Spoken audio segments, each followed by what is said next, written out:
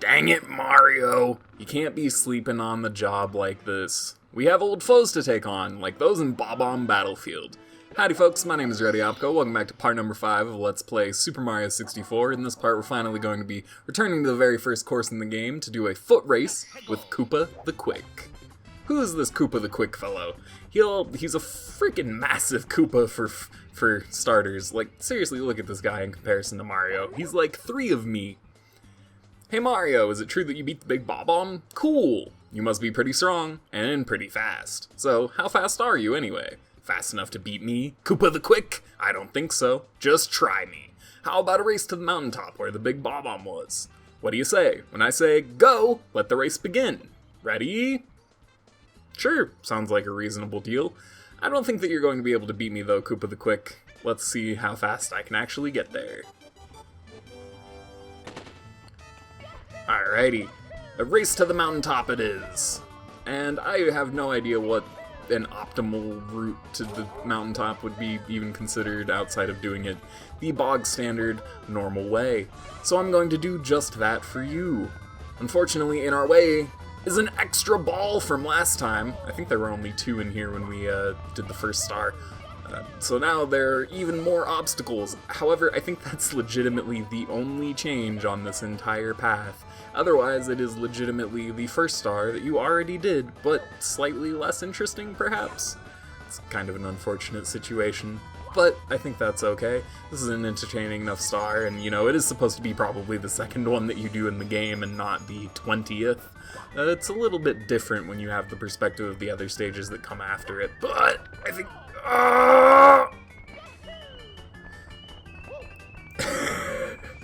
Come on. We can't lose the foot race to Koopa the Quick. That would be an embarrassment that I could never live down. This is the easiest star. You can do this in something like 20 seconds if you do it the fast way, if I'm remembering right. I think you can just like cannon up here, some such, but I wanted to take the original way. I wanted to jump over the obstacles. I wanted to do it my way, and I almost ate it for having done so. It was not good. I think he takes a full minute and a half to get up here, so it's really, really friendly to, you know, first-time players, people still getting used to the mechanics and such. Wow, you really are fast. A human blur. Here you go, you've won it fair and square.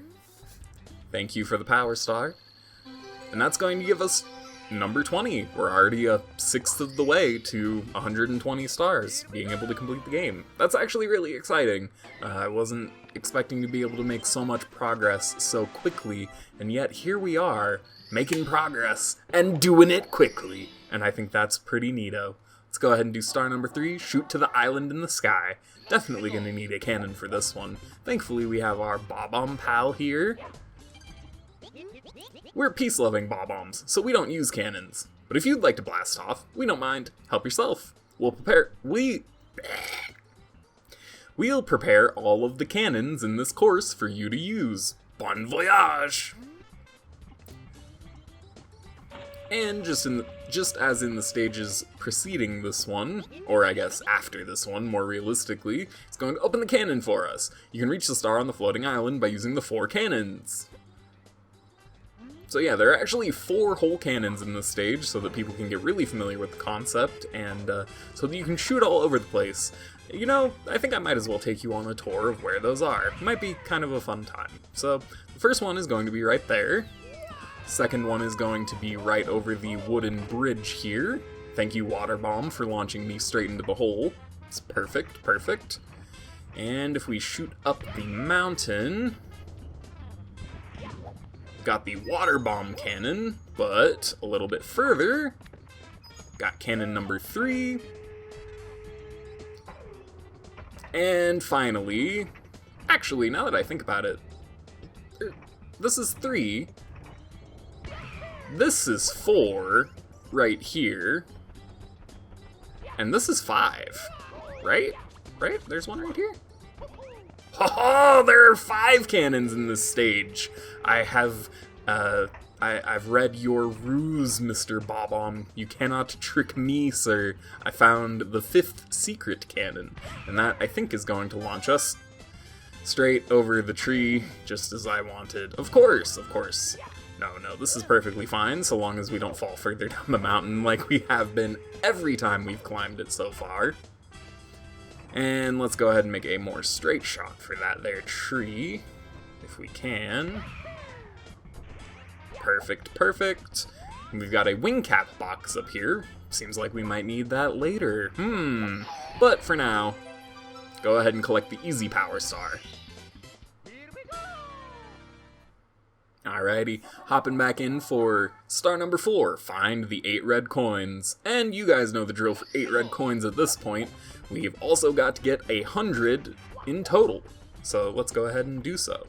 If I'm remembering correctly, punch a box, receive coin. Punch tree, get wood. Haha. Oh man, I feel old. You know that I played that game in alpha? It's actually kind of incredible. There are people that were born probably less than 5 years ago that have more complicated builds than I ever did in Minecraft. I can only imagine what things kids are capable of nowadays. People that really grew up with that kind of thing. You know, not people like me who say they did, but you know, I was already an unruly teenager by that point. I was already getting into trouble, and that's not really true. All that I did in my spare time was record Let's Plays. It's kind of the same as now. It's not much has changed. Well, I guess that's actually not true. You know, so many things have actually changed since then. It's actually nice to think about, it's nice to reminisce and consider how much these Bob-ombs enjoy blowing me up. You know, it's always just a fun thing to consider. That is not how you do that. But it was, the wall ate my bomb, oh no, my coin! I thought the wall ate my coin and I was going to be slightly upset. But luckily, no such tomfoolery has occurred. Alright, screw you, Bob-omb friend. You only give me 1 coin, and the last times that I've tried to collect it has been quite the hassle. So I will just wait for you to explode and grab it after. Seems like a pretty good plan to me. Ooh, if I'm remembering correctly... So when I said before that Koopa the Quick is a massive Koopa, I want you to compare just how massive he is to a normal-sized Koopa that's about the same size as Mario, like this one over here. I have absolutely no idea why the Koopa the Quick's model is just massive. He's just a huge lad. Probably so that you don't think he's an enemy, is my best guess, but really, it's confusion to everyone. So if you go ahead and stomp on that Koopa, you can ride on his shell like a surfboard, and this will make it a little bit easier to traverse this flatter section of the stage, and we can just run into these Goombas to kill them, which I think is really fun. I wish this shell actually got more use within the stages. Imagine what things they could have done if they crashed into the signpost with it. But if they had actually imagined the shell as a usable tool within stages, I think that could have been really interesting. You know, use it to traverse a long section of water, because I believe you float over water when you have it.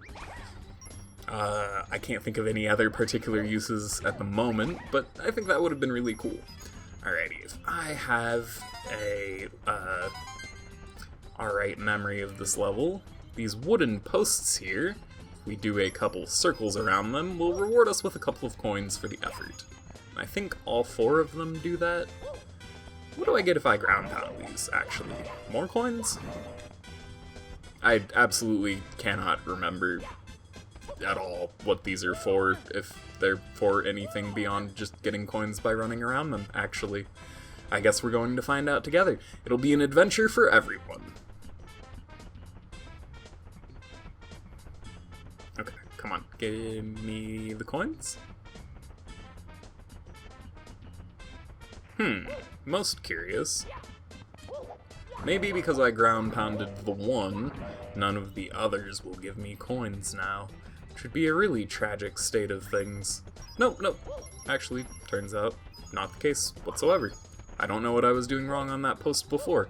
If anything, probably wasn't doing anything wrong. It was just not an applicable post for spitting coins. I thought it was all 4 of them, but, you know, I have been wrong about many things before. This wouldn't be the first time. Let's go ahead and ground pound this 4th one, see if this actually gives me anything, because I really do not remember this giving you anything. But if they're ground poundable, it must be for a reason, right? Yes, so that you can do it poorly in front of everyone, how about? Alrighty. Looks like I actually missed a red coin over by the, chain chomp over here, which of course I did. Can't believe that I forgot that one was there. It would be quite a mistake to miss one of the all-important 8 red coins. And over here. Yes, indeed. Now, is it this one or the other patch of grass? I will test it as soon as we've gone down here and come back up. For there is coin number 6, a switch that opens that gate, which I've always found extremely useless, because why would you need to come through here when the level is so easy to get through otherwise? If we stand... No. If we stand... Yes! If you stand in the center of the grass here, it actually acts as a small teleport point between these 2 areas. I have no idea if anything in the game ever actually tells you that you are able to do that. I just know that you are able to do that. It's actually really interesting going back to these older games and discovering the things, especially if you are playing the game, for example, you're watching a friend who has never played the game before and you know all about it. It's very fascinating to know, or to find out what things the game kind of just doesn't tell you, and what things you know just happen to know. The best example that I can think of this is that I was watching a YouTube playthrough of The Legend of Zelda: Link to the Past from the Runaway guys, and there are quite a few things in that game that it kind of just seems like the game doesn't give you very much information on what you're supposed to be doing. It's not always the case. It's actually surprisingly so that that game actually gives you a lot more information than I ever thought it did. I remembered more things being confusing, but it turns out that if you actually take the time to talk to NPCs or just read dialogue, then you'll be totally fine. You know, as a kid, I never realized that with the game. I just kind of figured the things out, or, you know, learned the things from my dad who had played the game before. So it was really, really interesting to go back and experience these older games just to see how much better, really, developers have gotten at signposting. It's incredible how much better developers have gotten at actually telling you what you're supposed to do. And there's something to be said for, you know, hand-holding in video games. It's never good for the developer to be too... it's never good for them to overdo it and do it with a heavy hand. The example that seems to always come up is Skyward Sword, but I've never actually played that game, so I can't weigh in on how bad the tutorializing is for that game in particular, but I've heard that it's a particularly egregious example that came out of Nintendo's Nintendo DS Wii era. And, you know, thinking about it, I can totally believe it. Twilight Princess was actually pretty bad with the tutorializing also, so it isn't too surprising to me that that would have carried through to what is effectively that game's sequel, at least in terms of development cycle. So, there is something to be said for heavy tutorializing, but also, would you really rather that we go back to the old way? Listen, if a game is capable of, you know, doing the Morrowind thing, where it actually, or it at least tries to give you clear directions, and occasionally it's just the execution that fails. But, you know, a lot of games didn't even try back in the day. They legit, oh, wait, if I collect my 100th coin in the sky, that would be a very bad time. It's a good thing that I saved these Bob-ombs for last, isn't it? Oh, that could have been a very dangerous decision on my part. But thankfully everything ended up working out in the end. This ended up being an extremely long 100 coin star, which doesn't really surprise me all that much. It is one of the longer ones that I remember. My recommendation, though, is that collect all of the coins in the sky, or at least as many as you can stomach from that cannon, before you collect the 100th coin, because otherwise you will have a bad time trying to fly into it, trust me. You saw how rough it was in the last episode trying to grab the red coins in the sky. Let's not have a repeat of that. So we've got our 100 coin star, and thankfully right over here, our 8 red coin star.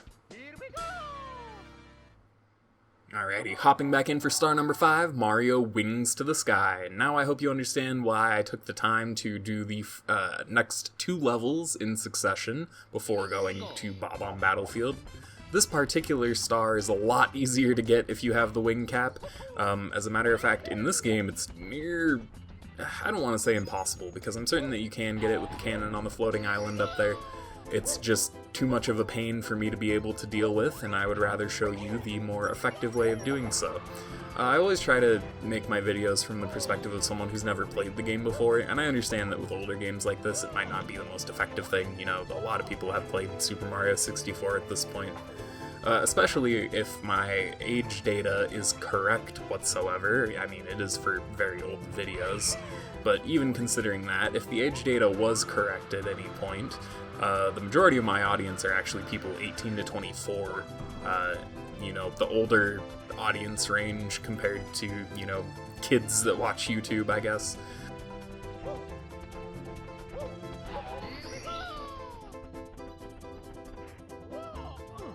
Let's not get into this.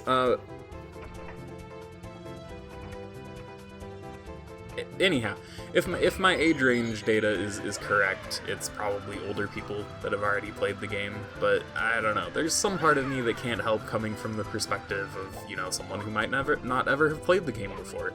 You know, I think there are plenty of people out there that end up watching Let's Plays to experience games that they otherwise wouldn't have been able to, and I think that's actually really, really cool that so many people nowadays are able to experience games that, I mean, for all we know, the Nintendo 64 might not ever have released in their country.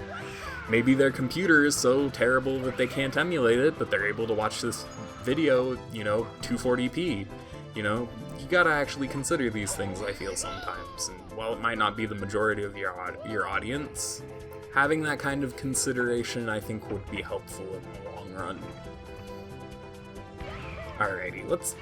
Man, I'm really terrible at this. I've gotten 2 of the 5. So I'm not sure if you've noticed the trick yet, but the goal here is to fly through the center of these rings. And in doing so, we will find 5 mystical points. I was really, really good, getting 3 of the 5 on that run. Let's see if I can just do a triple jump, because apparently my cannon aim is absolutely terrible trying to do it that way. Perfect! And if we touch all 5 of the magical, mystical spots, the star will be rewarded to us. Let's see if I can fly into it. Absolutely not. Figures as much. Grab it normally anyways. Alrighty, and we've got the final star, star number 6, behind Chomp's gate. I'm actually really excited to be able to be doing the final star for this level already. I feel like I've been making really good progress throughout the game, throughout these videos so far. Should be able to complete it in less than 20, which I think is always a really good length for a project, especially a first one. It maintains, you know, a little bit of conciseness. There are too many people I see out there that are out here, they pick some JRPG as their very first game, like, let's play Persona or something, and it's like, dog, what are you doing? You don't quite understand the implications.